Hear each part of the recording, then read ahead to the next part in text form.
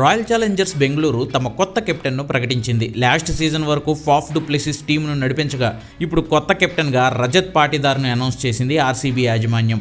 ఆర్సీబీతో రజత్ ప్రయాణం చాలా విచిత్రంగా మొదలైంది. రంజీల్లో మధ్యప్రదేశ్ తరపున ఆధారకొడుతున్న రజత్ పాటీదార్ను సయ్యద్ ముస్తాక్ అలీ టోర్నీ పర్ఫార్మెన్స్ చూసి 2021లో కొనుక్కుంది ఆర్సీబీ.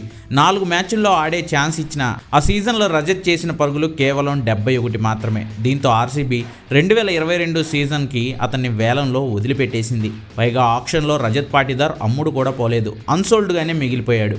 అయితే విచిత్రంగా లువ్నిత్ సిసోడియా అనే కర్ణాటక ప్లేయర్ని తీసుకున్న ఆర్సీబీ అతను గాయపడడంతో తప్పనిసరి పరిస్థితుల్లో మళ్ళీ 20 లక్షల బేస్ ప్రైజ్ ఇచ్చి సీజన్ చివరిలో టీంలోకి తీసుకుంది రజత్ పాటీదార్ని. ఆ సీజన్లో ప్లే ఆఫ్స్తో కలిపి ఓన్లీ 8 మ్యాచ్లు మాత్రమే ఆడిన రజత్ పాటీదార్ తన దమ్మేంటో చూపించాడు. ఎలిమినేటర్ మ్యాచ్లో ఎల్ఎస్జీ మీద 49 బాల్స్లోనే సెంచరీ బాదేసి 54 బంతుల్లో 112 పరుగులు చేసి తన టీంను ఎలిమినేటర్ మ్యాచ్లో గెలిపించాడు పాటీదార్.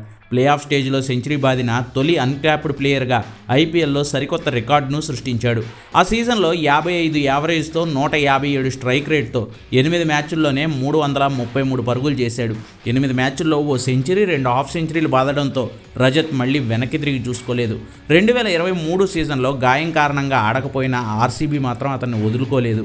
మళ్ళీ లాస్ట్ సీజన్లో తిరిగి వచ్చిన రజత్ 15 మ్యాచ్లు ఆడి 395 పరుగులు చేశాడు. అందులో 5 హాఫ్ సెంచరీలు ఉన్నాయి. సో ఇంత కన్సిస్టెన్సీని చూపిస్తున్న రజత్ను 2025 కోసం రిటైన్ చేసుకుంది ఆర్సీబీ.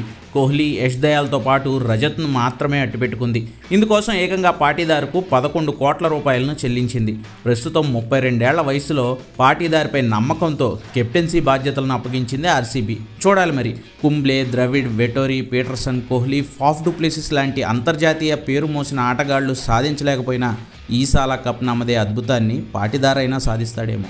కెప్టెన్గా రజత్ పాటీదార్ ఎంపిక అవడంపై మాజీ కెప్టెన్లు Faf du Plessis, super star Virat Kohli congrat చేస్తూ స్పెషల్ వీడియోస్ను రిలీజ్ చేశారు.